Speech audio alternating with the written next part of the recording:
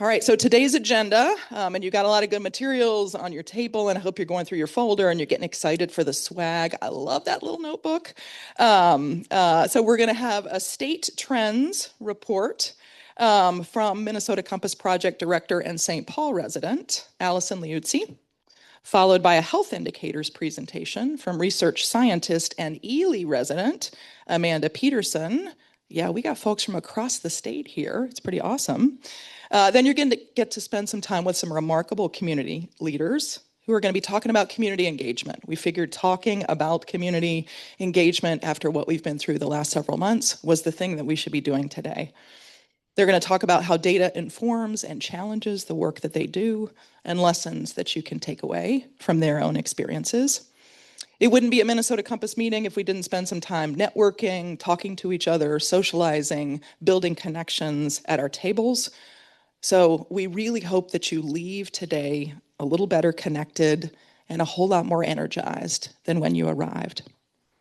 So I'm going to turn the program over to Allison Liuzzi, the most, and I always say this, extroverted introvert I've ever met. She's a Como Park homeowner, and she is our Minnesota Compass Project Director. Allison.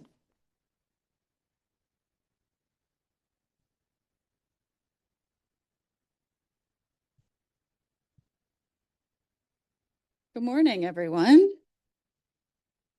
So the number one question I was asked this morning is, how are you doing? And I don't know if I look frazzled or frantic or something, but I'm going to pose the question back to you. How are you doing? How's everybody doing this morning? We're okay? Oh, goodness. All right. All right. I'll go easy on you to start. So I'm going to start my presentation today with a 10,000-foot view, and in a slightly whimsical way. But I will caution, the majority of the stories I'm going to tell you this morning are cautionary. They're a little somber. When we sort of pose this question, is our shared compass pointed in the right direction? Yes, but we've got some trends that we need to focus on and pay attention to. When we were thinking through the theme for this annual meeting about 6 months ago, we thought, yes, community engagement. And we thought that because at the time, Compass was engaging advisors around our health indicators, and they were giving us such good input on the direction we should take, what we should be tracking on Compass. And this was back in the fall.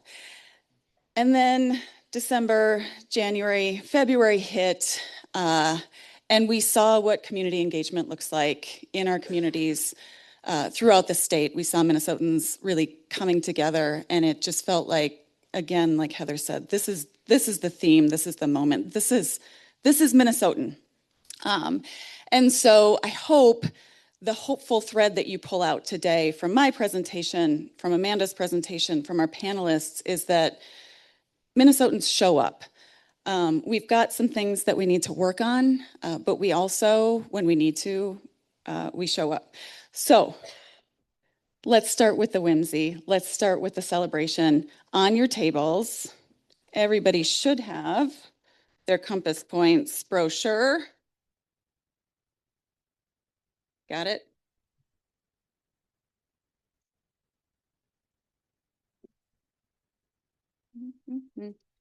Technology. There we go.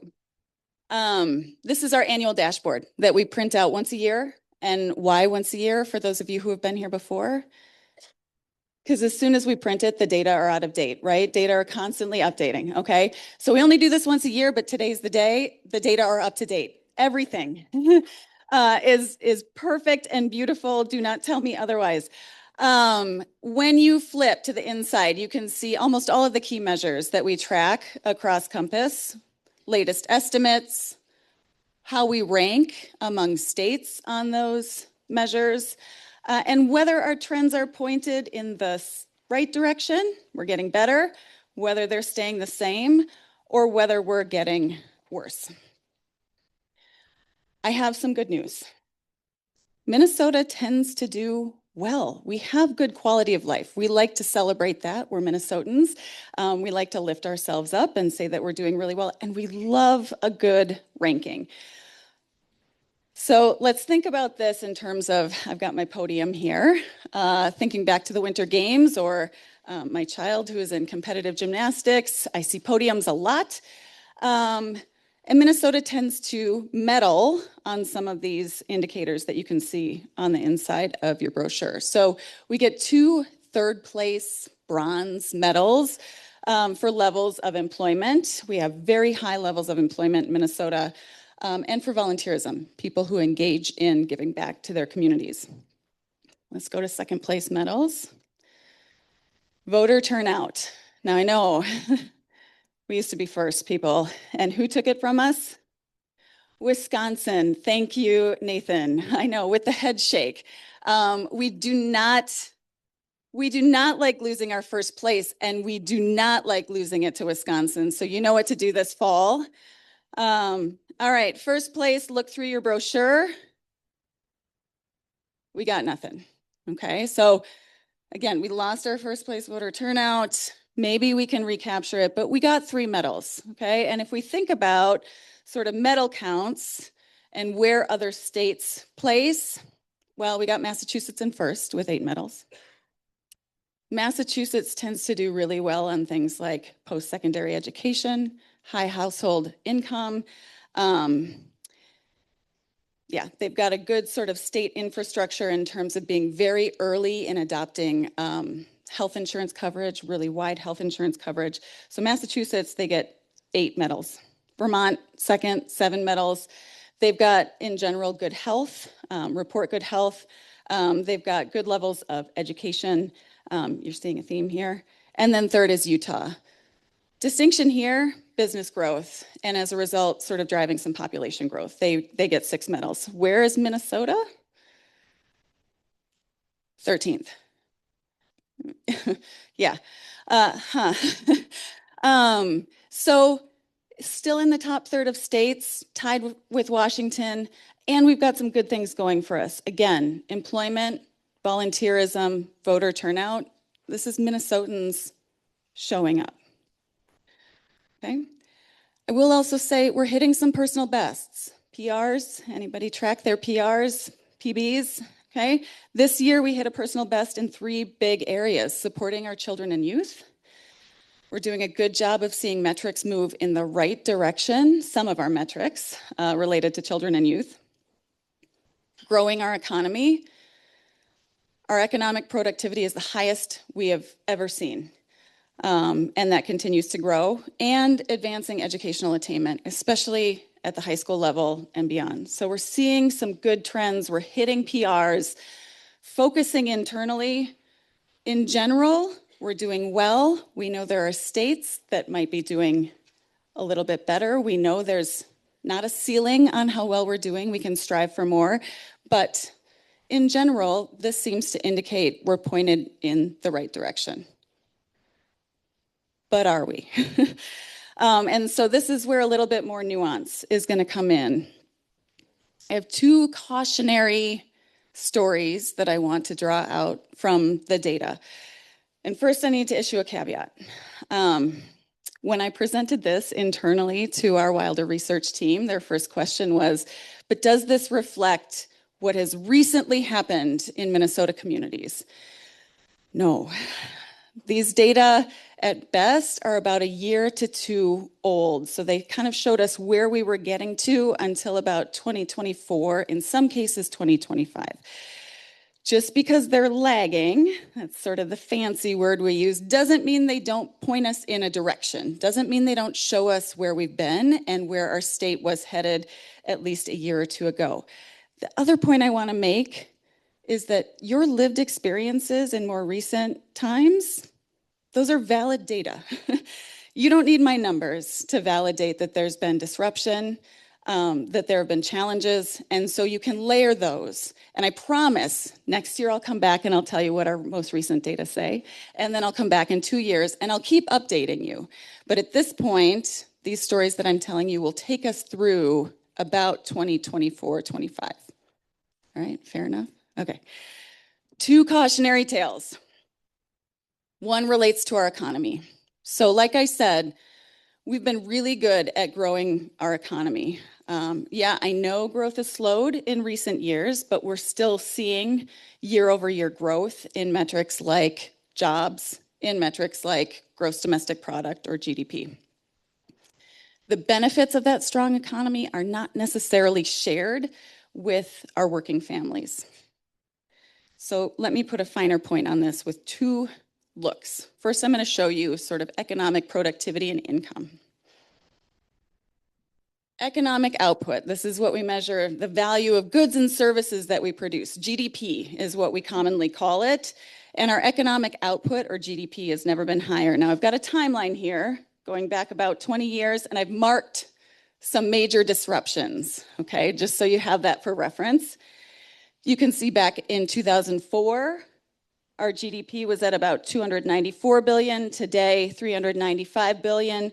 You can clearly see those disruptions, right? The Great Recession, we saw a dip in GDP, recovered within about a year. You can see COVID-19, a dip in 2020, recovered within a year, okay, and kept climbing. Now here's a slightly different look at that. We take GDP and let's divide it by the number of working age adults, because in general, those are the people who are contributing to the value of goods and services. So we've got like a productivity measure here of $87,800 in GDP per working age adult. Okay, this is what one working age adult on average is generating in GDP. And what you can see when we map that against median household income is that these lines really diverged during the Great Recession, right? They were kind of similar, parallel, little difference there. The Great Recession hits and those lines opened up, okay? But they continued on a similar path. Now what happens during COVID-19, is right. GDP took that hit in 1 year and then kept climbing. Today, productivity stands at about $110,000 per working age adult. Median household income took a dip, and then took a dip, and then took a dip, and then took a dip. This whole time since COVID-19, after adjusting for inflation, median household income is down. Okay. We are one of only 6 states that has seen a decline in median household income since the COVID-19 pandemic.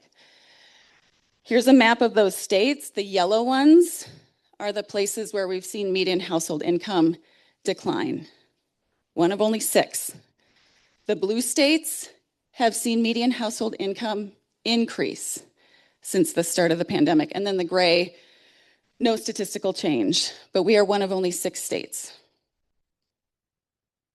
What does that mean? Today, the average household in Minnesota has about $4,400 less that they're working with compared to 5 years ago.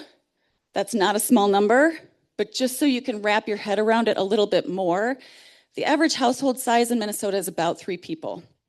When we look at average expenses for a household of 3 people, $4,400 is about 4 months of groceries, 3 to 4 months of childcare, 2 to 4 months of rent or mortgage.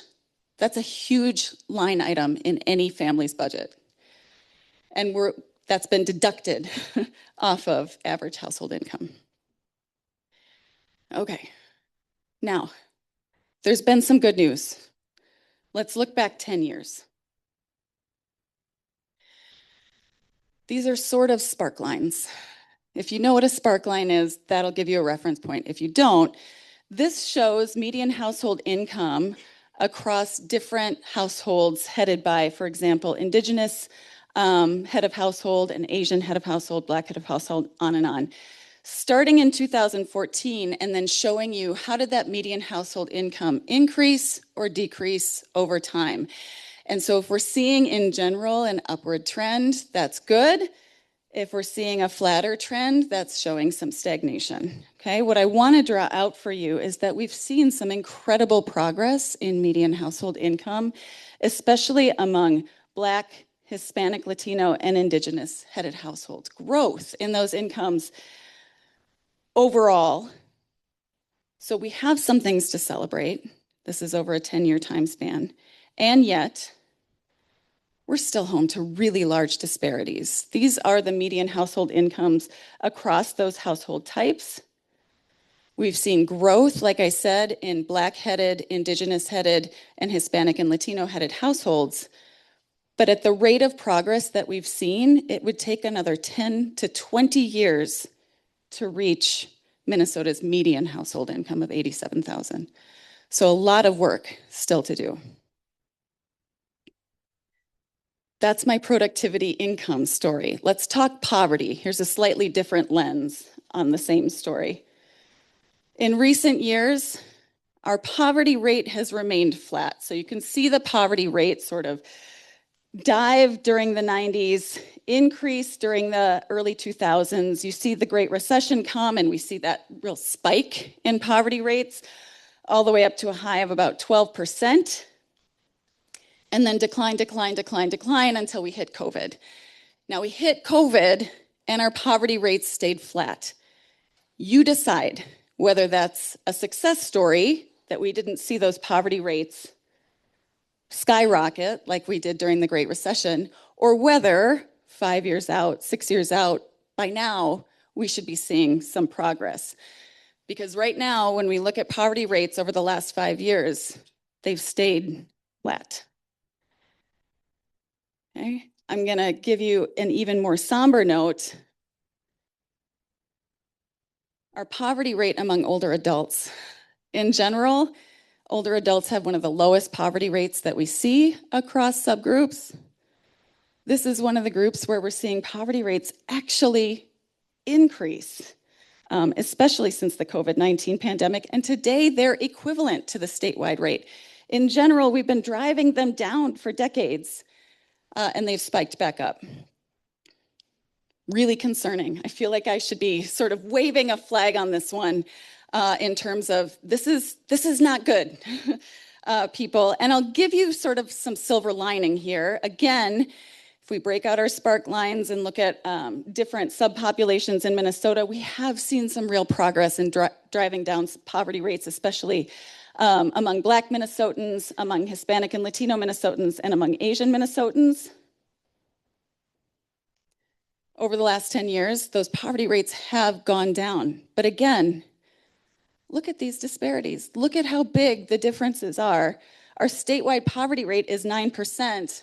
Our Black poverty rate is double that. Our Indigenous poverty rate is triple that. Again, at the rates that we're driving down poverty among some subgroups, it would take another 10 to 20 years to get down to the statewide rate. So, to sort of recap this first cautionary tale, we're seeing good economic growth. We're not seeing that passed down to families necessarily. We've got some work to do to make sure families have the income and security they need to thrive. Now, I'm going to move on to my second story. This one has a slightly better orientation, so I've taken my compass. We're going to point that one upward. Before, the compass was pointed kind of sideways, like, hey, pay attention to this. We're not pointed north. This one, we're starting to point more north. And I alluded to this in my opening comments. We're doing better by our kids. Today, over half of youth participate in enrichment activities. 2/3 of youth feel connected to a caring adult. That's up more than 10 percentage points since the last time we measured. It's increasing in a good way. 30% of youth show symptoms of depression or anxiety. That's down 10 percentage points since the last time we measured. And 90% of youth feel safe at school. That has increased since the last time we measured. These are all good trends. And these are all from 2025. They're super recent data, okay? Our kids, we're showing up for them in important ways, especially social emotional connection, making sure they're cared for by responsive adults. But we have other measures that are pointed in the wrong direction. Starting at birth, 8% of babies are born at low birth weight. That continues to increase. Early childhood screening, a really important screening that we do before kids reach kindergarten to make sure that we can sort of track any needs that they may have once they get into school. 2/3 of kids are receiving early childhood screening for years. This was our most boring indicator on Compass. It just sat at 80 to 85%. It wouldn't change. It was like the flattest chart you could find across our whole website. It's gone down to 64%. And while it's showing some indications of coming back up, it's staying pretty low. Less than half of third graders are proficient in reading, and this is moving in the wrong direction. It's pointed downward. And less than half of eighth graders are proficient in math, also pointed in the wrong direction. We've got work to do. We're laying a good groundwork, connecting with them, making sure they're involved in enrichment activities, lowering the incidence of depression and anxiety, but not necessarily seeing trends pointed in the right direction on these indicators. Are you sufficiently somber at this point? I said I was going to give you 2 cautionary tales, and I gave you 2 cautionary tales, but I was saying to a table before I started, I don't like to land on a somber note, and I do like to land on at a hopeful place. And this is actually supported by the data too. It's not just me trying to make sure you clap for me at the end. Minnesotans are exceptional, and the data back that up. If you want to think of it in terms of human capital, I don't like those words. If you just want to think about it in terms of who our humans are in Minnesota, we are highly educated. We are engaged in the labor force. We are volunteering. We lay a social fabric here in Minnesota that is unique and exceptional. So let's start with this portrait of sort of human capital, or who our adults are in terms of education. The vast majority of our high school students graduate on time. Almost 60% of folks entering 2-year degree programs either graduate or transfer, another measure of success, within 3 years. Almost 70% of 4-year students graduate within what is called normal program time, and half of our adults have some sort of post-secondary degree, 2-year degree, 4-year degree, or beyond. All of these metrics are increasing, every single one.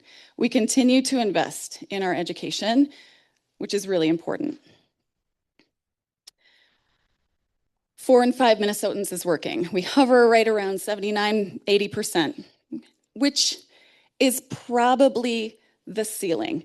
Now, when I practiced this presentation with my spouse last night, he sort of laughed at this gray person at the end, and he's like, "What's that person doing?" And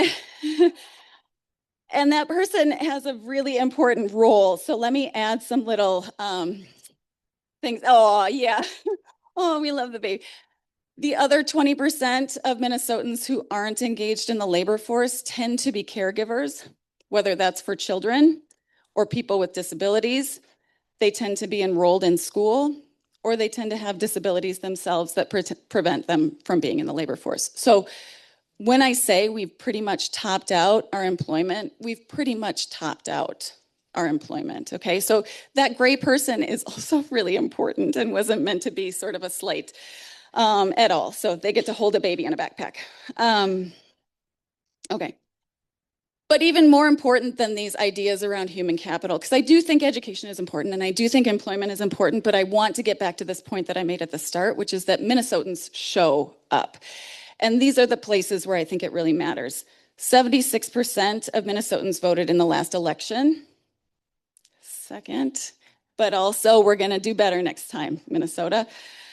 64% of neighbors say they help or have been helped by neighbors in the last year, 2/3 of Minnesotans, and I can only guess that's going to go up the next time we measure it. And 42% of Minnesotans volunteer their time. We put the work in ways that aren't just work employment. We put the work in caring for one another. On that note of Minnesotans showing up, I'm going to transition soon to my colleague Amanda Peterson, who's going to talk about our new health indicators. I have immense gratitude to the expert advisors who came and worked with us last fall to look at our health indicators. talk about what should we be measuring related to Minnesotans' health, and helped us get our whole health topic area updated. Minnesotans show up. When asked, they come, they give, they help. Super excited for our panel. It's sort of the highlight of these events, and I'm looking at our esteemed panelists here at the front table. Minnesotans show up. We've invited several panelists today to share with you their experiences with engaging in and with community in ways that are authentic and humble and responsive. And I am thrilled that they all agreed to share some of their lessons. So stay tuned, but if in the meantime you want to learn more about them, there's a QR code at your table tent to learn more about who you're going to be hearing from. And then finally, sort of forward-looking, just so you know, Minnesotans show up. Compass is going to be going on the road this fall. Greater Minnesota, we're coming to you. We're going to be sharing more local stories reflected in the data, specific to your regions, showing you the trends that matter and how they're different, for example, in Northwest Minnesota versus Southeast Minnesota. We will not necessarily be showing up in a canoe, but I thought this was a pretty picture. So stay tuned. We'll be coming to you this fall. On the note of Minnesotans showing up, Compass has existed for almost 20 years. We're coming up on our 20-year anniversary next year, and it would not be here and possible and sustained without the support of our mostly philanthropic funders. So incredibly grateful that these organizations and the humans behind them continue to show up for us and for the importance of data and our infrastructure. I'll echo Heather's thank you to today's sponsors, Blandin Foundation and Blue Cross Blue Shield of Minnesota Foundation. I did not talk about all of your pet issues, and I apologize for that. If you want to talk housing or transportation or other issues after my presentation, maybe during a break, please come find me because I had a whole lot more to say. I just didn't have enough time. You can also email me or connect on LinkedIn, and I'm so grateful that you all decided to join us this morning. Thank you for being here. I am going to transition now to my colleague, Amanda Peterson, who's going to give you more information on our new health topic area and indicators. So, Amanda, you're up.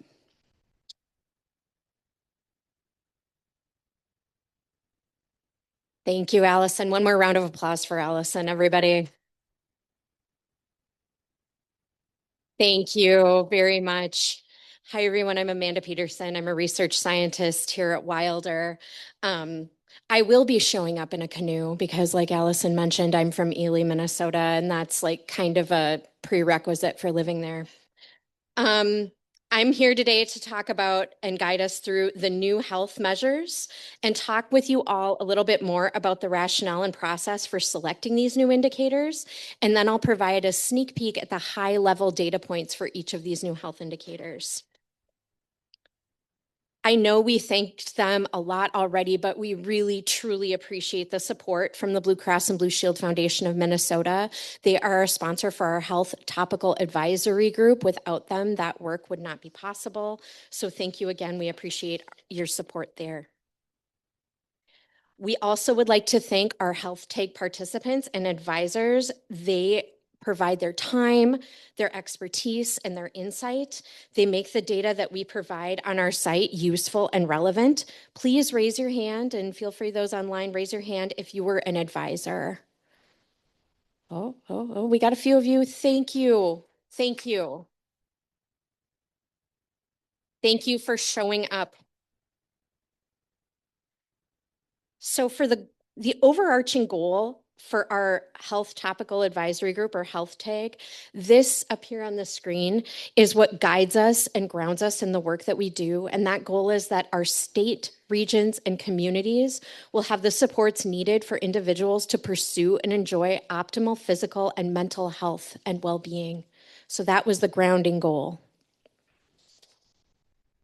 Before I dive into the data, I want to talk a little bit more about the process. and a background about how we selected the indicators we did by collaborating with health tech advisors. So we invited advisors who work in health and healthcare industries from a variety of sectors, public, private, nonprofit, government, and more, to join us for 2 meetings here at Wilder to help us choose and prioritize our areas of focus. With their guidance and input, we selected measures that will be important to the work that we do to measure the health and quality of life in Minnesota. From there, our research staff then did what we do best. We researched.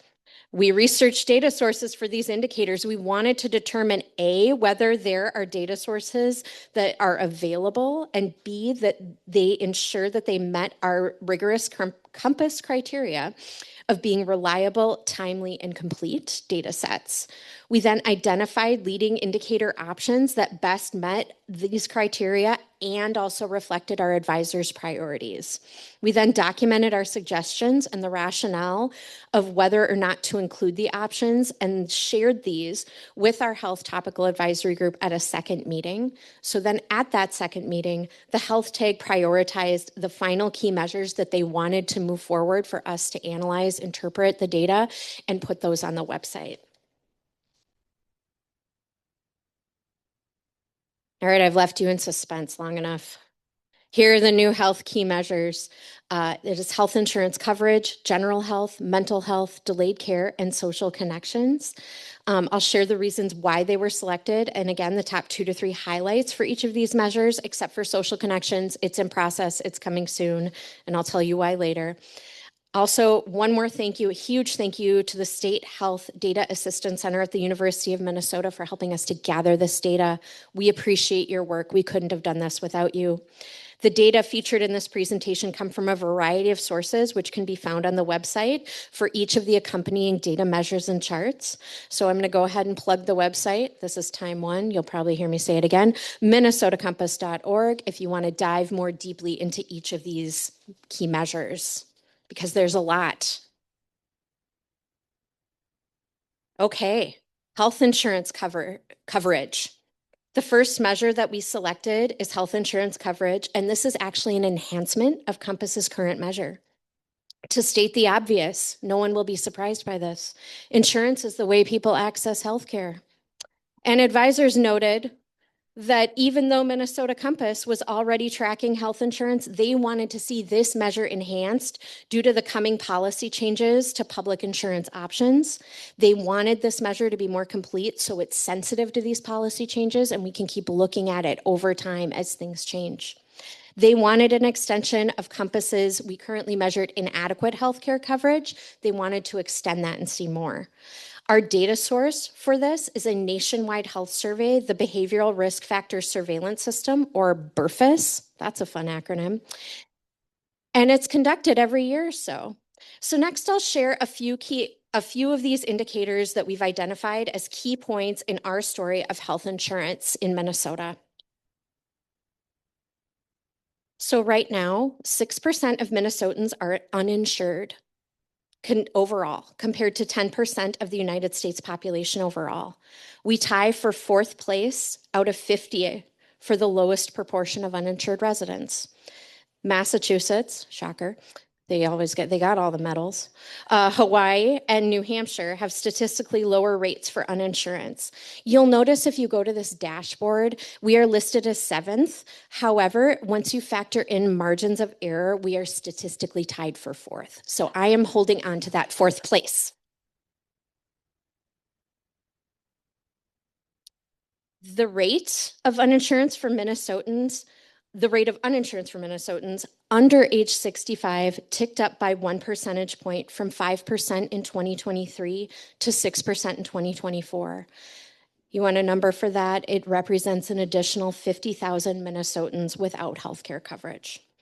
And this rate will likely increase this summer due to Medicaid policy changes stemming from the Big Beautiful Bill. We continue to monitor and update this indicator because it's also important to note that public coverage is a driver for when uninsured rates decreased back when the Affordable Care Act happened. So when we take that away, then what happens? We're going to continue to monitor and continue to tell this story because it's an important one.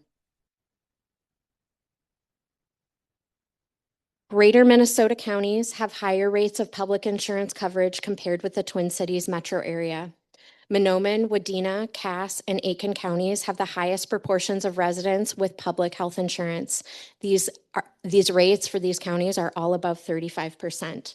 So I want to just zero in on this for a minute. This is the enhancement on these indicators that are available on the website. When you go to the website, you can hover over each of these counties and see the exact percentage. There are separate maps for public and private health insurance. Advisors wanted to see this in particular. They wanted us to split up that public and private health insurance coverage by county and by other demographic subgroups.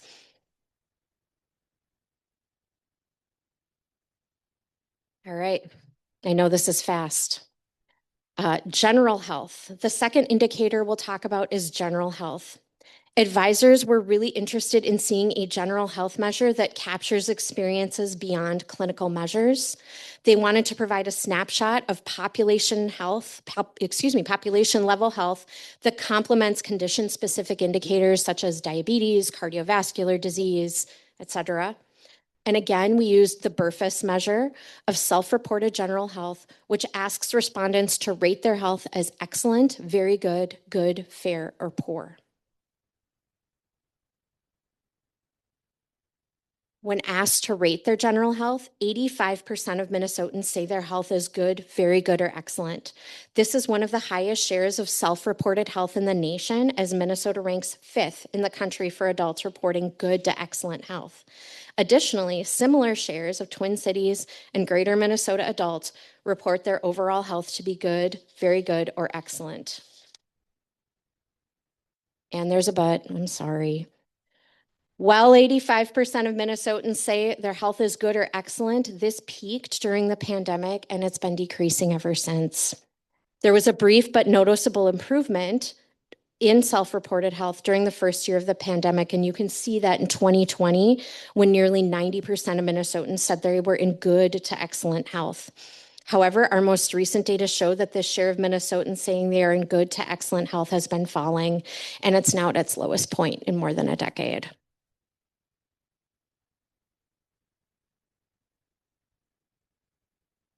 Lower shares, Also, this proportion differs between demographic subgroups. Lower shares of older adults, adults with lower incomes, and those with less than a high school degree are reporting good to excellent health. And the share is also really low among American Indian and Hispanic Latino adults in Minnesota. This is the social determinants of health right here being exhibited. These have been widely researched. When you age, your health and perhaps consequently your perception of your health worsens. As your income rises, your perception of general health rises. This is similar to education level. The higher your education level, the more your increased perception of good health. And research also shows that race and health is correlated for many reasons. All right, moving on to our third indicator, mental health. There was wide agreement from health tech advisors that mental health isn't adequately measured and reported. Advisors wanted to use a self-reported mental health measure so we can gauge people's own experiences, feelings, and functioning. And advisors were also particularly interested in a youth mental health measure to gauge self-reported depression and anxiety symptoms for young people. The measure that we chose to focus on and add to for adults is reported days in the past month of mentally unhealthy days in the BRFIS.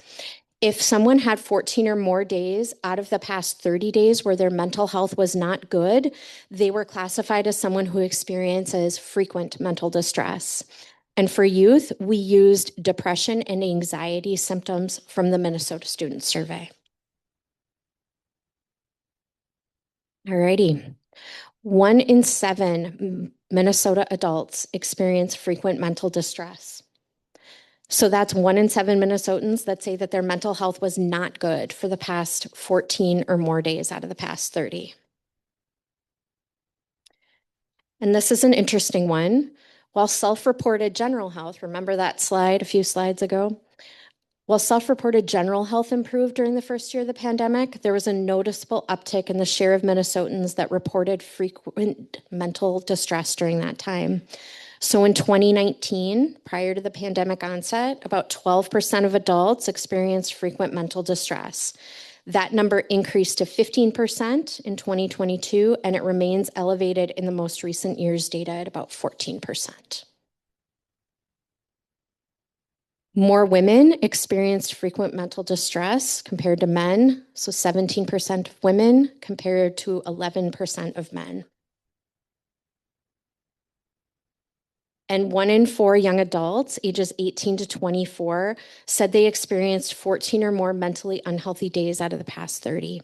There are numerous potential reasons for this. It could be that among younger adults, there's a greater social acceptability to report and discuss mental health among this group, but it can also be a really difficult time for them. You know, they're figuring out their life, they're entering college or post-secondary education, they're in the, just entering the workforce, the pandemic in general. As always, more research is needed and is being conducted on this topic, and at Compass, we will continue to monitor these rates and trends.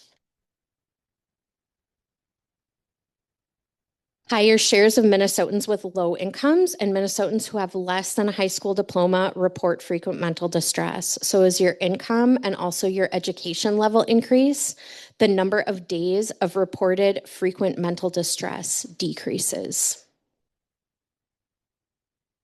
Here's our student mental health measure from the Minnesota Student Survey. So you can see this is depression and anxiety symptoms from Minnesota students who reported depression and anxiety symptoms. They rose sharply during the pandemic. So prior to the pandemic was at 32%. That went all the way up to 2022, 40% experiencing depression and anxiety symptoms. But like Allison mentioned, there's some good news here. This has fallen to below 2019 levels at 30%. All right, the next indicator I'll talk about is delayed care. So advisors noted that data from this indicator is a highly intersectional measure that's indicative of barriers due to transportation, costs, trust, availability of non-English language interpreters, and other reasons. The State Health Data Assistance Center, or SHADAC, helped us to compile and analyze this data from the Minnesota Health Access Survey. So 1 in 5 Minnesotans reported that they delayed health care in the past year, or 20%.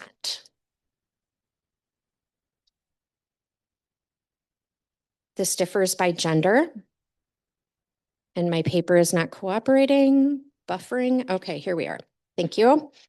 There were differences in gender for delaying care. More than double the share of transgender and non-binary Minnesotans report delaying or postponing health care compared to, about 20% of Minnesotans overall.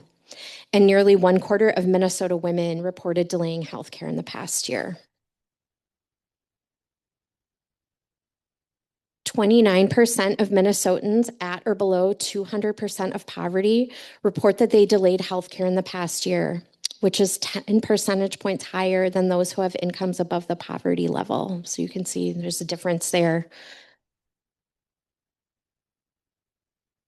And then when asked about their top reasons for delaying healthcare among those who delayed, affordability and insurance coverage, which is essentially an affordability issue, were the top of the list when asked for reasons for delaying healthcare.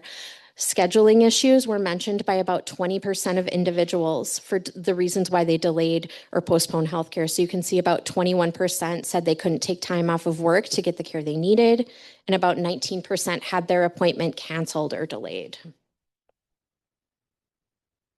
More adults with disabilities and chronic conditions reported that they delayed healthcare in the past year. So more than 1 in 3 Minnesotans who have a disability report delaying or postponing healthcare, which is more than double the share for Minnesotans without a disability. That's that top chart. The bottom chart is Minnesotans with chronic healthcare conditions. So about 31% of adults who have 1 or more chronic healthcare conditions report they delayed healthcare in the past year. As I mentioned at the beginning of this presentation, we are still working on vetting sources for social connections. I just wanted to quickly explain why advisors prioritize this indicator. Multiple advisors mentioned this as being a strong, social connections as a strong asset-based framework indicator. Additionally, the Surgeon General declared loneliness as a public health crisis in 2024. And our research has also found that there is a lot of availability for this data from BRFIS and the American Community Survey. So we're still deciding which ones we want. Stay tuned for more info from us. All right, class, what did we learn? Minnesotans' general health is good overall. Adult frequent mental distress is elevated. Student anxiety and depression symptoms have decreased, and that healthcare access is an issue that is largely related to cost. But these indicators vary among subgroups, and there's a lot more to explore. So with that, I'm going to give you all homework just in time for summer vacation. Everybody's favorite. Look at the website, mncompass.org, and dive deeper. There is a lot of data that folks have put together. There's lots of new information. I only had 15 minutes up here for this presentation. I could have taken all day. Trust me, my colleagues that know me and work with me every day know I can talk. Tell your friends, family, colleagues, person in line next to you at the coffee shop, at the dog park, the DMV, other places. No, but seriously, this information is only valuable if it is used. And we know that it comes from our community, our experts, their input, and it has been vetted and decided upon. So we really, really want you all to use it. And with that, I'm going to go ahead and give it back to Heather Britt. Thank you. I want to say a couple of things. We have a board member in the room, Alex Cirillo. Alex, would you raise your hand? Woo! Awesome. Alex spent a lot of years at 3M. 3M has been a huge supporter of Minnesota Compass over the years. Alex has been a huge supporter of Minnesota Compass over the years, was part of kind of I'll call it the founding posse, and has been a tremendous supporter of Wilder and Wilder research over these many decades. So we're grateful that you are here with us, have been a long-term fan of all of this work and a long-term supporter. So thank you for being here with us. Yeah. Yeah. One more round of applause. All right, let's do it. Excellent. All right, his table showed up for him. All right, here we go. Let's see. I am so excited to have this set of remarkable humans here. So Dr. Stacie Stanley, Director Pablo Obregon, and Dr. Pahoua Yang. And I do want to just recognize Dr. Stanley moved kind of heaven and earth to be here today. It is budgeting season in public schools, and you know what that looks like in St. Paul, Minneapolis right now. And so we are grateful.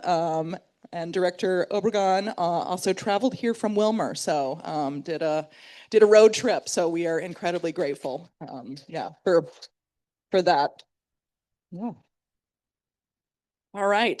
So we're going to spend some time talking about community engagement. We're going to talk about data. We're going to talk about inclusion. We're going to talk about representation. We're going to talk about all of the remarkable work that these three humans have been engaged in over the past few years and then over their professional arcs. But the first thing I'm going to ask them to do is just introduce themselves, share their pronouns if they'd like to, what their current role is, and because we're talking about this today, what their definition of a thriving Minnesota is. So, and I'm going to start at the end of the panel with Dr. Stanley. Good morning, everybody. I don't know that I moved heaven and earth. I mean, it was just a few appointments, but it wasn't heaven and earth. It is great to be here, and thank you so much for having me. Again, my name is Dr. Stacie Stanley. I'm the proud superintendent of St. Paul Public Schools, and my pronouns are she, her.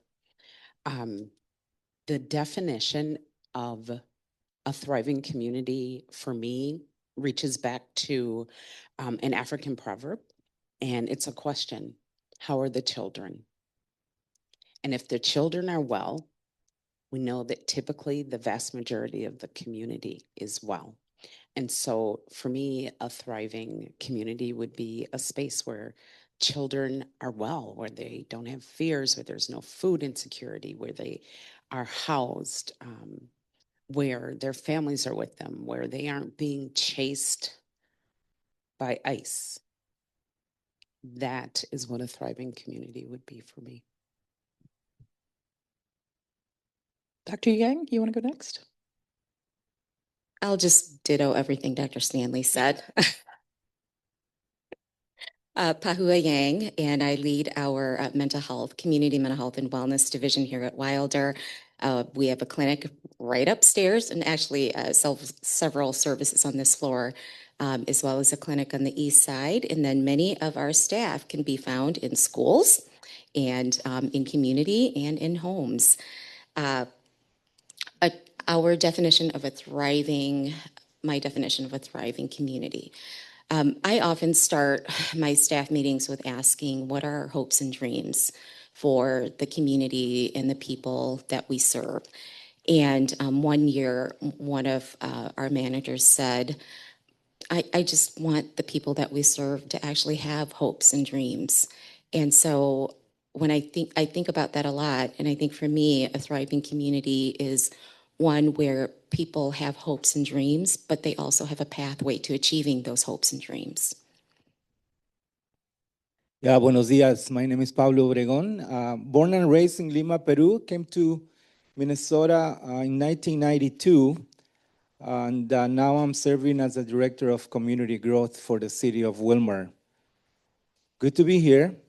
And I will keep pitching the fact that I came here today. I hope tomorrow you come to rural Minnesota and visit us. Part of the answers that you all have shared already are part of my answer, but I thought about the slogan or the line tag of 10,000 lakes. I want to continue to create 10,000 opportunities and reasons for belonging, for building community. I think we have a community that is loving Minnesota as new immigrants or newcomers in the last 40, 30, 20 years. And I want to make sure that we have a voice to continue to say what is it that Minnesota can offer, not only those who live in this state, but also in the nation and also in the world. I think we have the potential to continue to be in the leading edge of bringing belonging and welcoming to this human group of people. Whew. I hope that struck you, all of that, as much as it struck me. All right, we're going to get into it. First, we're going to start talking about community engagement. And so we're going to structure this in such a way that we have kind of a set of questions. We have a spotlight panelist that we're going to start with, and then we're going to let our other panelists weigh in as they'd like. So first set of questions, how do you engage with the community in your work? What values guide that engagement? And Dr. Yang, we're going to start with you. Working as a leader in community wellness, how do you recognize opportunities for action and invite others, especially others from the community, into leadership with you? All right. I think for me, and this will probably not be surprising to folks because I'm a therapist by training and at heart. And so building relationships first and focusing on what people actually need rather than making assumptions about what's going on is deeply critical.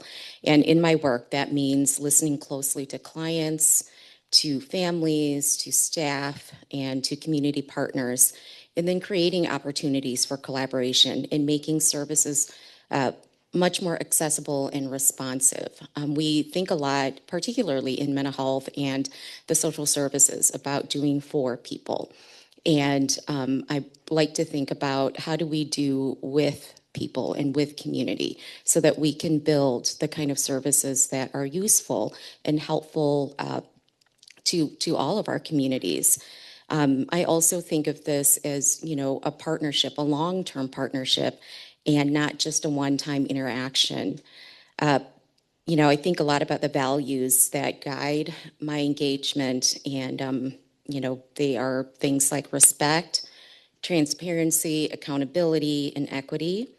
I really believe that people deserve to feel heard and valued and included in decisions that impact them. And that includes things that, I'm responsible for, as well as things that, that I can help push for. Back in grad school, I had a conversation with a friend, a classmate, who said, "You're always really consistent." And at the time I thought, consistent? Like, that makes me sound really exciting. Thanks. And so, because he had much more exciting things to say about our other classmates. But as I've gotten older, I thought, consistency is not a bad thing. It's not a bad thing as a parent. It's not a bad thing as a partner. And I think it's not a bad thing sitting in my seat. And so showing up, following through, and building trust over time, and showing people I'm here for the long play. I'm not just flying in, doing my thing, and then running out. This is a long-term relationship, and I'm invested in doing this with each other. And so I think it's important, and I love that consistency is okay, and is valued. And finally, I think really leading with compassion, and maintaining clear expectations, and a commitment to what quality care looks and feels like for our community. Thanks, Dr. Yang. Do our other panelists want to weigh in on this question? How do you engage with the community in your work, and what values guide that engagement? How do you think about that? I consistently heard Dr. Yang say with, and I say with instead of to. For years, especially with communities of color, we found ourselves doing things to them. And I believe it was because of an underlying, maybe even unconscious belief that communities of color didn't know how to do for themselves. And we've learned from that, and we've gotten better at that. And we realize that their answer is in their room, and that we have to uplift what their answer is. And so one of the things that we've been doing, I celebrated my 1-year anniversary on Tuesday. Woo! And over the past 5 months, we've been really engaging the community around developing a new strategic plan. And one of the things that I had talked to my team about was that I didn't want this to be an anecdotal experience. We weren't just going to have, we started during the siege, and I think I told you that I call it a siege instead of a surge. And we weren't just going to do some online meetings and then say, oh, well, they didn't come. That we were going to be intentional about this and continue to go back out to our community. One of my team members has termed that expansion. So we're continuing to go back because we want authentic voice. And we really want our community to know that they are driving our strategic plan, that it's not something that we are going to do to them, because the answer is in each one of their spaces, in each one of their rooms. And so authenticity is really important. Being transparent when we get it wrong, admitting that we got it wrong, and then shifting and really working with community to get it right. Because in my experience, I found, and I'll own it, when I've gotten it wrong and then I go to correct it, I get it wrong again. So how do I go back out to community and find out if we got it wrong, how do we get it right? Yeah, I think the fact that the word community, it's also compounded by the word unity. It's a great way for us to know that we have to do it together. We have to do it in partnership. We have to make sure that everyone who is in our community have an opportunity to share their values, their ideas. We need to recognize that not everybody who comes to our communities or our circles or networks are going to think the same as each one of us. But at the same time, we have to show that we can be humble about serving together, building community together, creating a space where everybody will feel the fact that we are paying attention to every voice.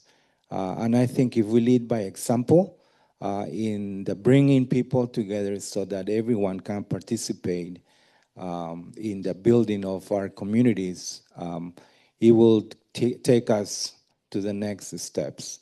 There are different ways to get to outstate Minnesota. In canoes is one of them. You get to Highway 12 and get behind a truck. You will be stuck for a while. But there is ways to get to your destinations. If you're trying to build community engagement, there are different ways to do it.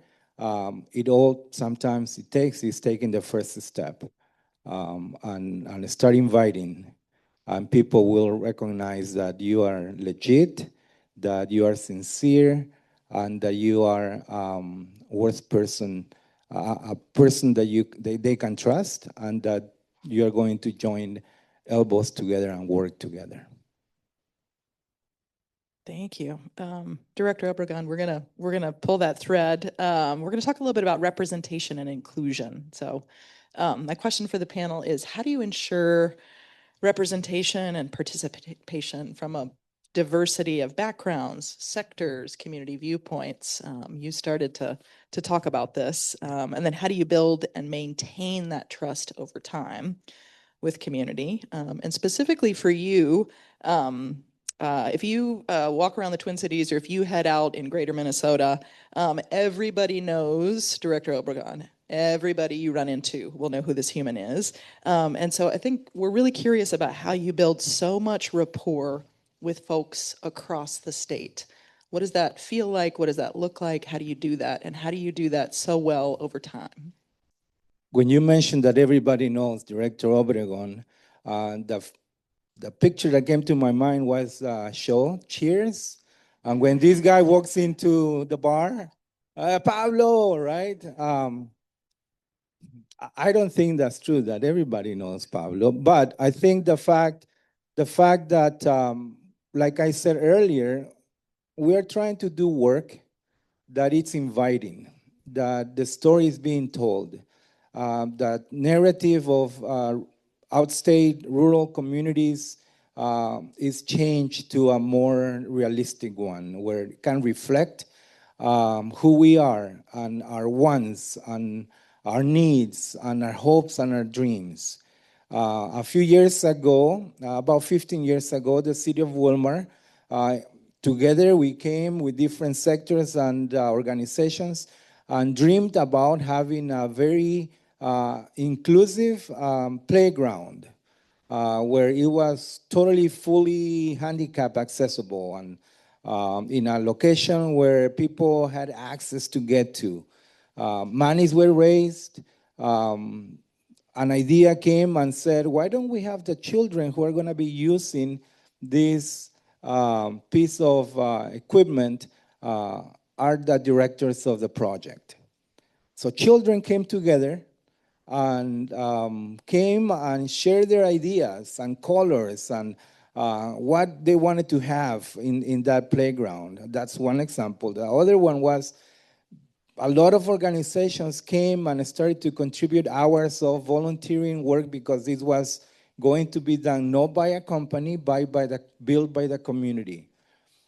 So everybody started to pitch in different ways of expertise that they had. They all had some engineer capacity. Many of them had just the handwork experience, and they were volunteering. So it was truly a fun activity. It lasted about 2 weeks. We had some snow. It happened in the middle of April to the beginning of May. We had snow, we had wind, we had rain, and we had a heat wave. During the heat wave, everybody was trying to stay hydrated. But we were also on a deadline because everything had to stay online because the next day something had to happen, right? We were all working hard. And all of a sudden, a gentleman pulling a cart came and started to give bottles of water for all the workers. I have never met Muhammad in my life before. He knew that this was a project that his children, grandchildren, were going to use in the future. And he said in his head, all I can do is to pass a bottle of water. So he bought hundreds of bottles of water and passed it around to everybody. You have no idea what that meant, what that man meant to our community today. It almost felt like we were building something, yes, it was going to have blue and yellow and red colors, yes. Children were going to participate there, yes. But you know what we learned? It was the fact that we were building community, not just a playground. And that got contagious to the whole community. And we keep talking about Muhammad, the man who came and gave us water. In some circles, water means life. Thank you, Muhammad, for giving us life through your offering of the water that you gave us. That is how we create that relationship, that fact that we are building a strong community together. We can talk a little bit more about the technical parts of community engagement, but I think I wanted you to go away with a fact that things are happening in your community. What are those things that are giving you the example of what is community engagement? Beautiful story. Thank you.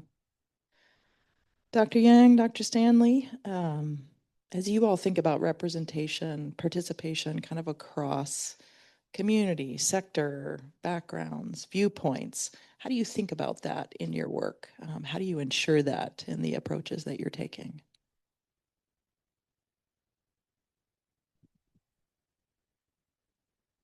So years ago, somebody said to me,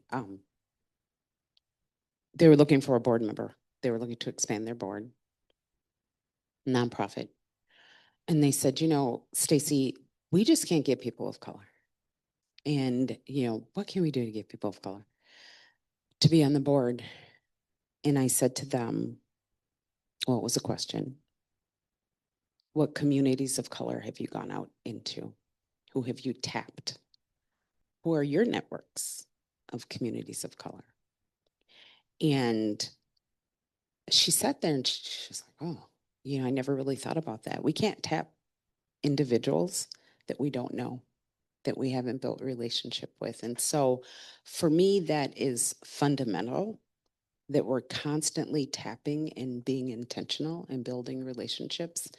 Our strategic plan process right now, which we're going to be reviewing facilities as well, I set a standard, a requirement, first of all, that of the 35 individuals that will sit on it, that 10 to 15 had to be students. And that kind of threw people for a loop a little bit. And I said, if we are planning out the next 7 years of what's going to happen in our schools, who better than to let us know what should happen in our schools than our students? In addition to that, we created a baseline that our strategic plan committee would represent the demographics of our students. Our students are really, truly our customers, our students, their families.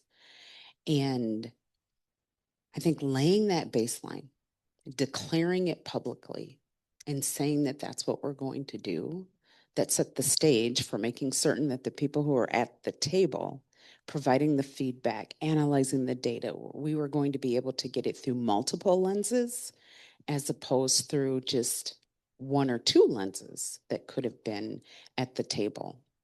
You know, what you learn in that process is it's not easy. It's not sending an email out and saying, hey, do you want to be on a task force? It is very intentional, tapping into communities, helping them understand what is a task force? What does that look like? What is that going to be required of me? And helping them know like their worth. That they do. I wasn't looking for folks who understand Robert's rules. That's not who we were looking for. And too often, that really is who we end up with, someone who knows the system. I was looking for folks who know our system through experience firsthand. And that takes intentionality. It takes more work. It's not going to happen with an email. It's not going to happen. We were calling people, tapping people on the shoulders, connecting with communities to help them really understand their worth and know that what their gifts and talents are what we needed at that table. So moved. I second.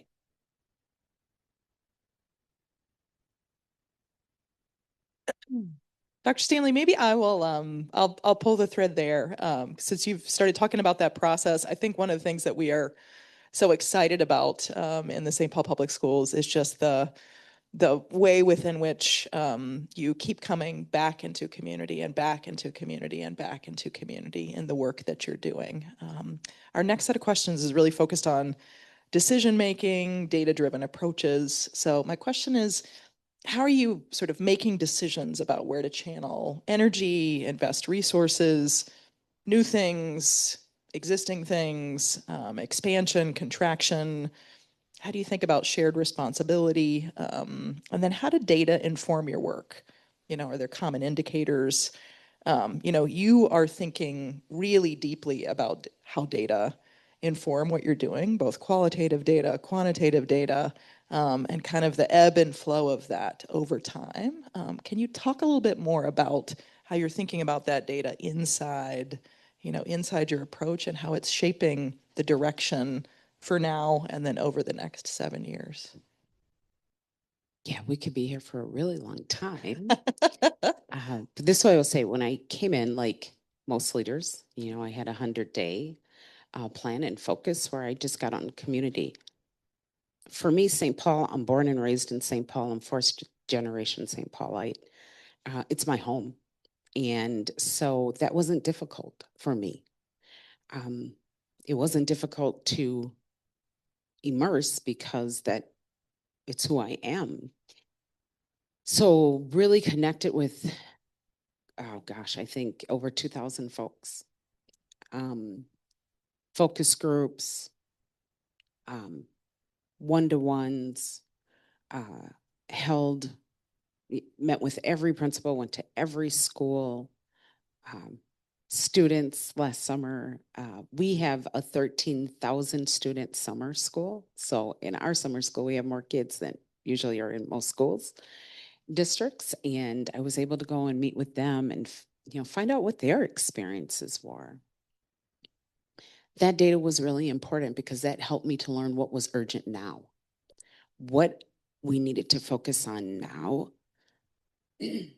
until we could move forward with examining, for a new strategic plan. And what I heard loud and clear from across community is, Dr. Stanley, you have to get our kids reading.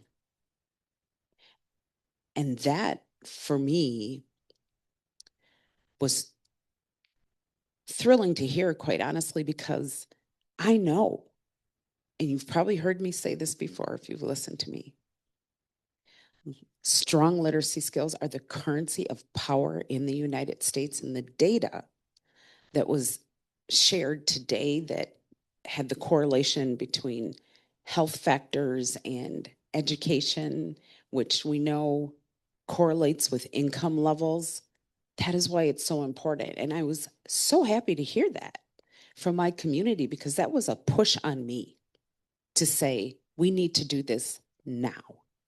And so that became the first focus, and that was data based on what my community was telling me. Second focus was, we just last year, I came in, the board was about to approve a budget reduction of $51.1 million and knew that we needed to connect with our community to help them understand where we were at budgetarily, where our finances were at, and heard loud and clear from our community, we need to do something about that. And so thank you so much. So I was willing to move forward with the support of the board and go out for a referendum. That was really important data to have. Our staff were exhausted. They had gone through $165 million in reductions over 2 years. And we needed to bring energy, belief back into what we could do. And when our community came around and supported us at nearly 70% with the referendum, that gave so much energy back to our staff. They felt so good and so valued. Take a sip of water. Now, for data, oh my gosh, there are so many different data points that we look at. There's certainly the MCAs. That data point was up there in the state of Minnesota. Not even 50% of our kids are reading at grade level, as evidenced by the Minnesota state standards. We use so many other data points than the MCAs. Certainly use the MCAs. That's only a 1-year data point. In the field of education, a book came out a few years ago. It was called Street Data. And it talked about street data and satellite data. MCAs would be satellite data. Street data is the data that we are collecting on our students every day in the classroom.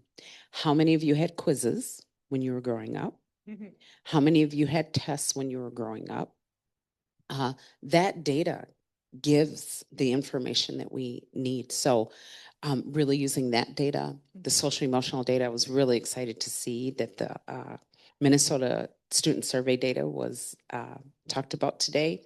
And I talked to Armando at the break and I said, when that came out, Dr. Sells Adams, who's superintendent in Minneapolis, we were both really excited to see that and to see our own school district data. And that still represents 1/3 of our kids who are saying,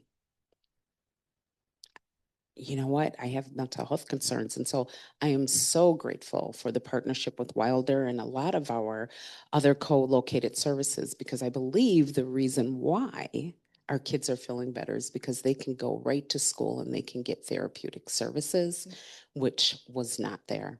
So many different data points, organizational data points, our staff wellness, culture and climate is everything.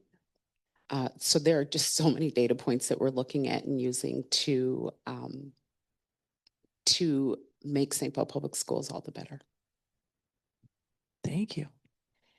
Dr. Yang, Director Obregon, ways you're thinking about data in driving the direction of where you're headed. Yeah, I think that data is very important.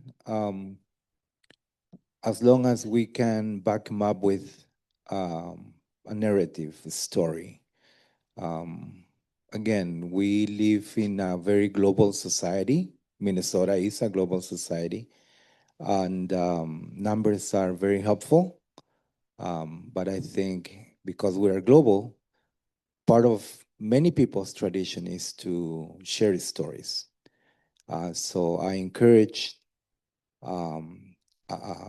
a balance of both. Make sure we are using quality and quantitative data, as well as a strong narrative that can include everyone who is reading or listening or is using the data so that it can be the most helpful.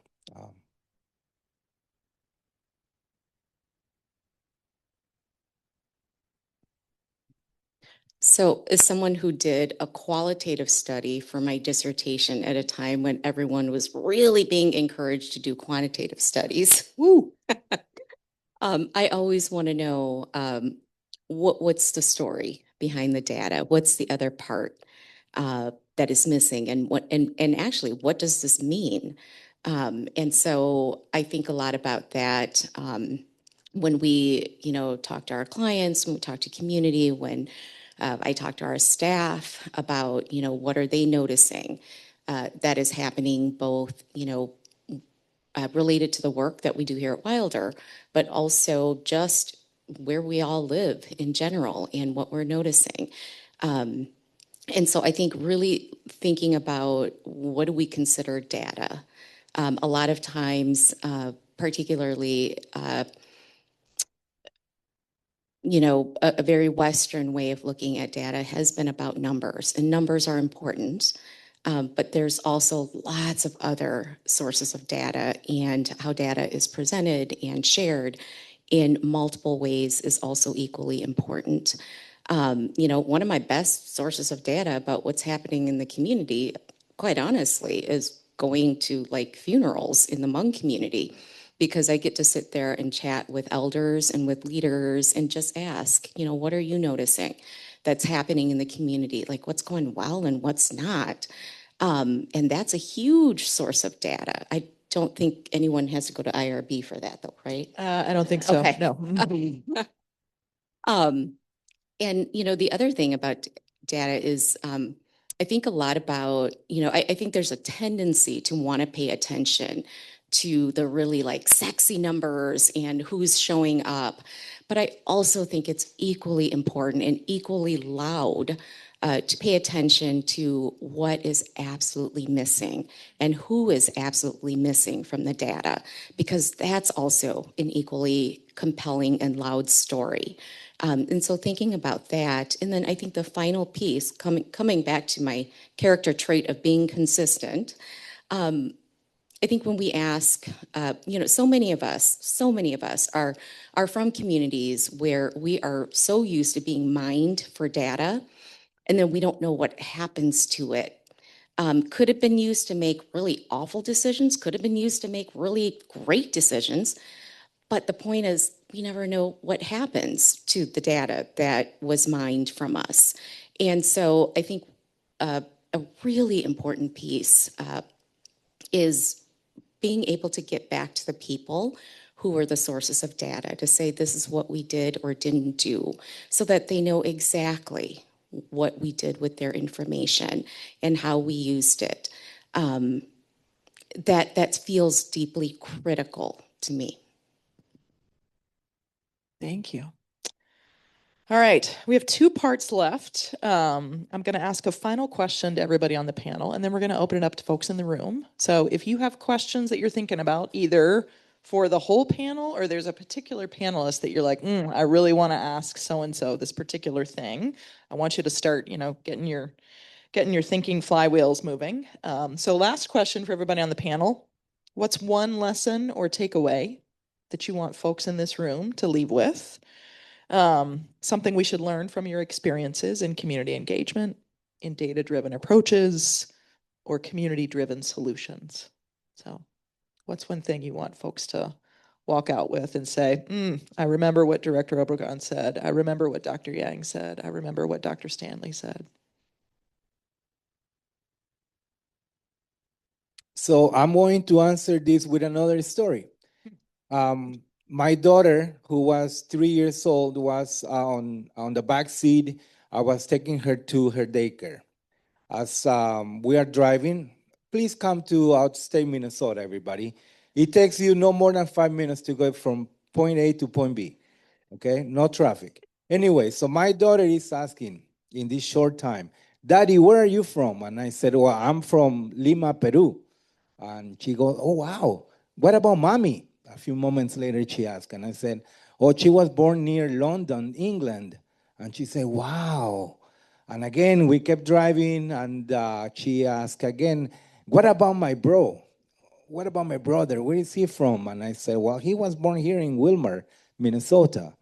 And she said, wow. And I'm parking the car, and she asked, Daddy, what about me? She said, where am I from? And I said, well, you were ordered in San Jose, Costa Rica. She didn't get that part. But you were born in the hospital of Fairview in Minneapolis. And I parked the car.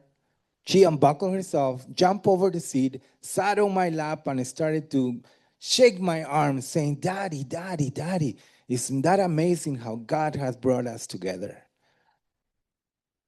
I want you to take with you today the fact that you live in community.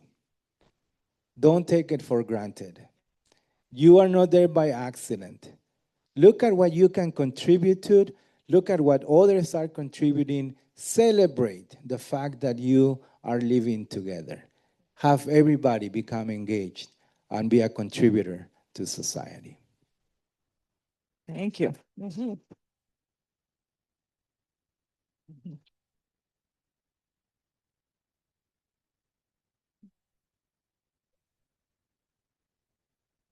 Wow.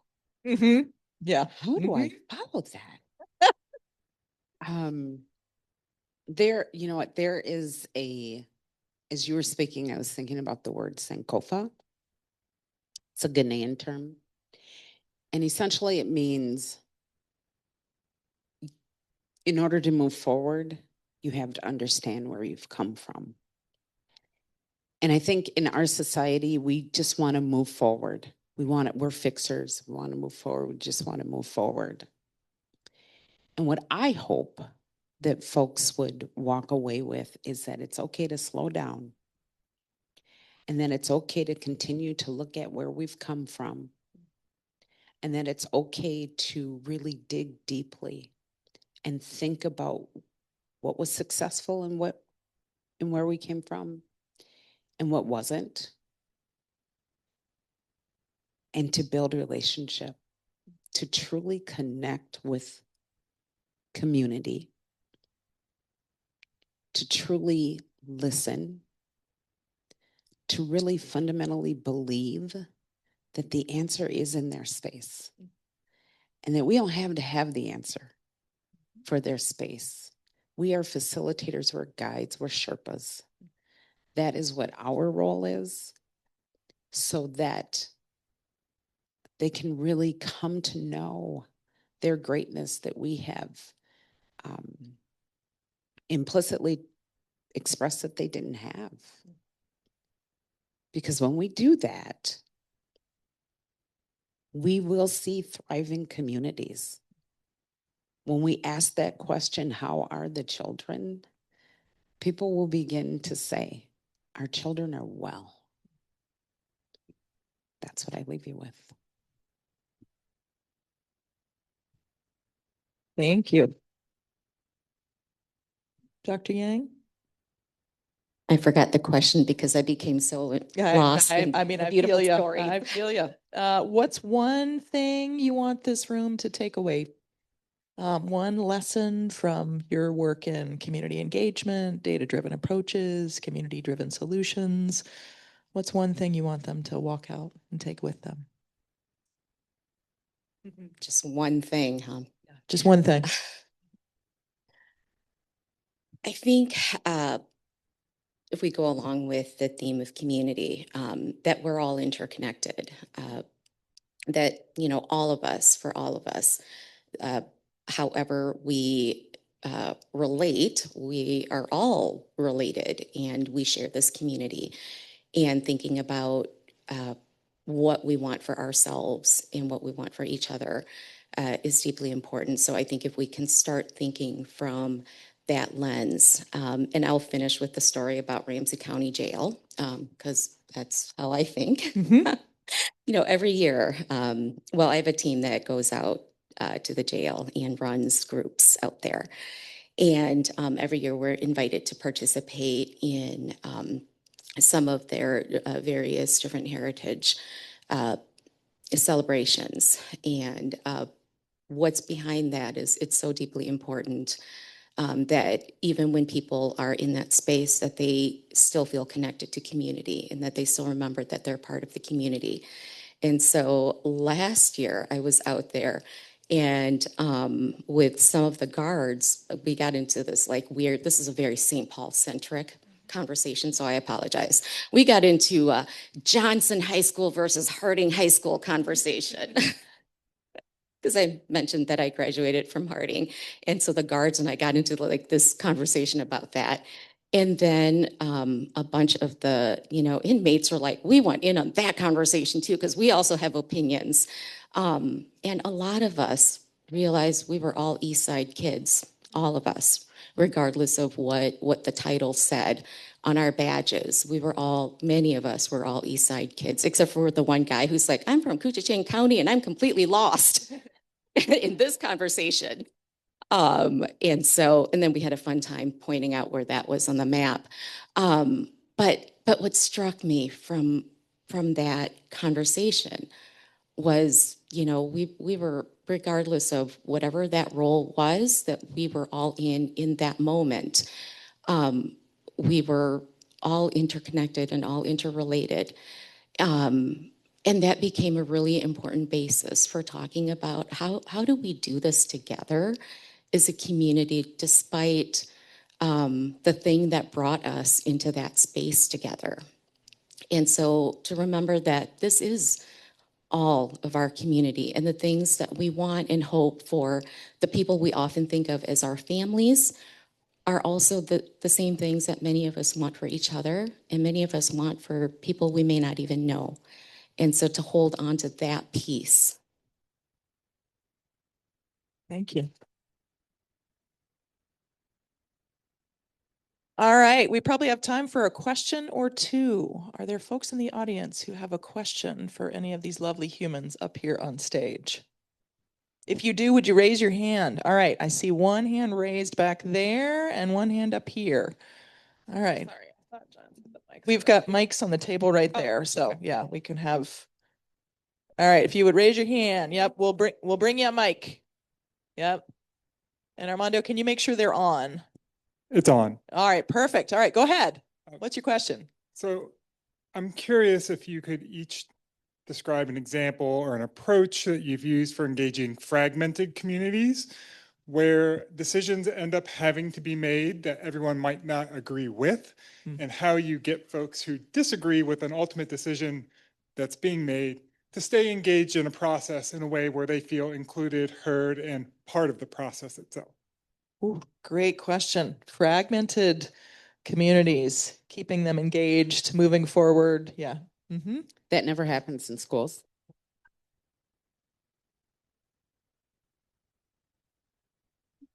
You know, what I found is transparency and honesty, right? I believe that we can be transparent, but are we being honest? And we had a situation that just hit the news a few weeks ago, and families at a school were very frustrated about something, and I talked to my assistant superintendent who supports that school, and I said, we're going to go in for a town hall, and we know that families are going to be really frustrated, and we're going to actively listen. We're not going to explain away their frustrations, and we're going to be honest around the sandbox that we live in and the why. From the onset, I said, at the end of this conversation, I don't know that we're going to completely agree, and you're worth us being in the room having this conversation. The other day, different event, a parent came to me and he said, I'm still frustrated. He said, but I will tell you that I really do appreciate you coming out and actively listening and not trying to minimize my feelings that I have. And I've worked in several districts. I've been a principal. I've just learned that transparency, that honesty, being open about, we all have sandboxes that we're guided by, that we would love to get rid of, and sometimes we just can't. And that's worked well. Thank you. Maybe let's have one more panelist answer this one, and then we're going to hop to another question and then move along in our program. I think if we find something that can bring us together, a vision statement, a mission statement, a focus sentence, or a phrase that can say, okay, this is why we are here together for, in spite of our divisions, our difference of opinion, If we can somehow find ways to say, this is who we are, this is what we're here for, this is the reason why we are together. If you see our city councils, you also know that we don't have any divisions. You think that metro is more complicated than rural? You go to rural communities and go shopping with people that you just had a big fight during city council after the meeting, right? Honestly, I think if we can find what is that common ground, it will take us, it will help us move in a way that hopefully we can use our humility, our honesty, our humbleness, and get things done. Because sometimes big systems put us those barriers so that we don't get things done. And then those who are trying to build a stronger community get stuck. So if we can move on from those barriers of the divisions that are set up sometimes by big forces in our society, that will help us. Thank you.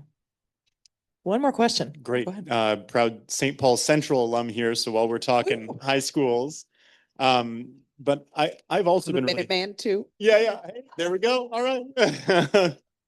I've also been struck by this data about student reading levels, and Dr. Stanley, I'm really glad that that came through in the listening and the community engagement that you've been doing.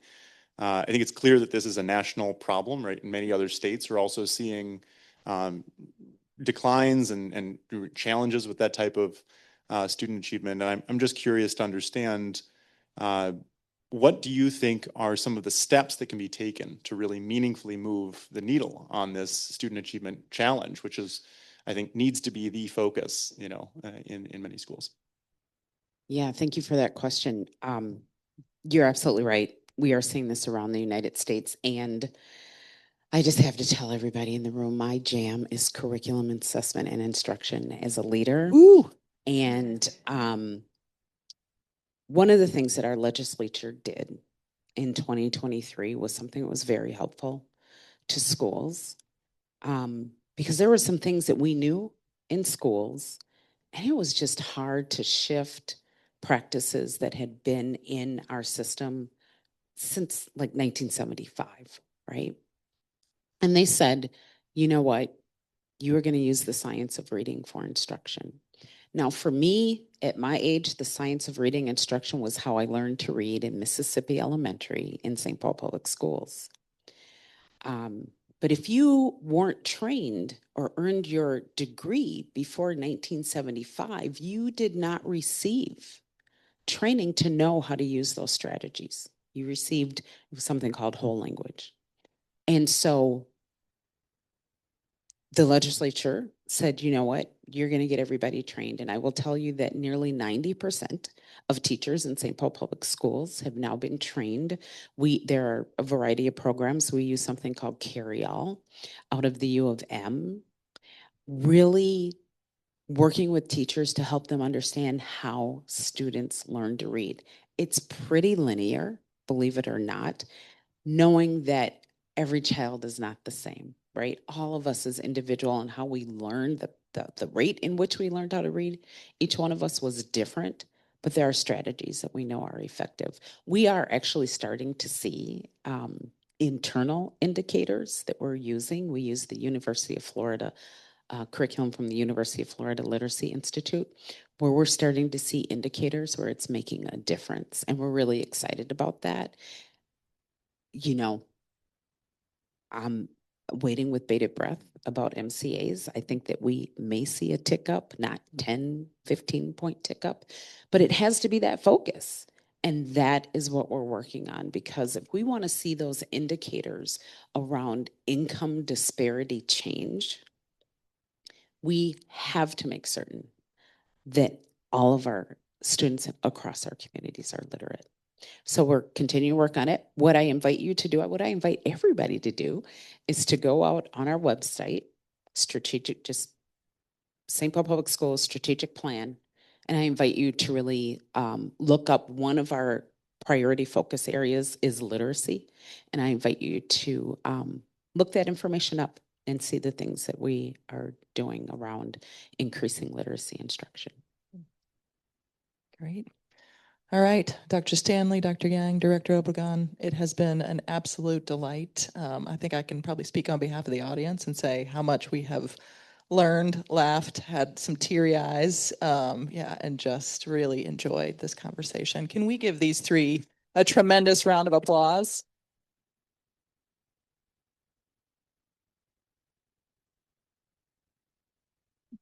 All right, we are going to take it on home. I'm going to ask my colleague, Dr. Briellen Griffin, our leader of engagement and partnership for Wilder Research, to come up and get us started on our table conversations and connections. So this is the actively look at the people around your table and get engaged with them portion of this time. Bree. Thank you so much.